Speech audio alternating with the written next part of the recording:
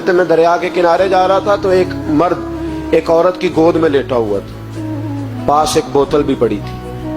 تو میں دل ہی دل میں کہنے لگا یا اللہ تیرا شکر ہے، نہ میں اس طرح عورتوں کی گود میں لیٹتا ہوں، نہ میں شراب پیتا ہوں.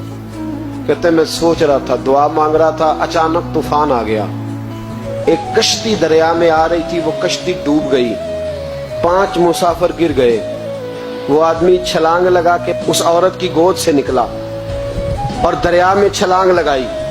2 دفعہ اس نے غوطہ لگایا، 4 بندے بچا لایا. میں کھڑا دیکھ رہا تھا، مجھے کہنے لگا حضور آپ تو دعا مانگ رہے تھے نا کہ آپ مجھ سے اچھے ہیں، تو مہربانی کر ذرا 5ویں کو آپ بچا لائیں.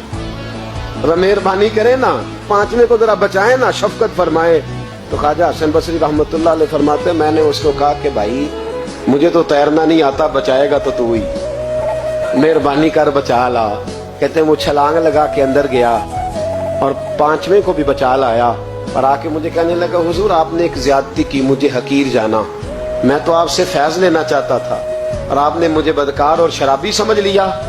حضرت حسن بصری کہتے ہیں میں بولا نہیں، لیکن اس شخص کا نور بصیرت دیکھو. کہنے لگا حضور جس کی گود میں لیٹا ہوں پوچھ تو لینا تھا میری کیا لگتی ہے، اور بوتل میں پوچھ تو لینا تھا ہے کیا. فرمایا بتا دے. کہنے لگا جس کی گود میں لیٹا ہوں یہ غیر نہیں، یہ میری ماں ہے، اور بوتل میں میں سرکہ لایا ہوں. میری ماں نے میری تربیت کی ہے، میں صبح سے شام تک دریا کے کنارے بیٹھا رہتا ہوں، جو مسافر اترتا ہے میں نوکری کرتا ہوں.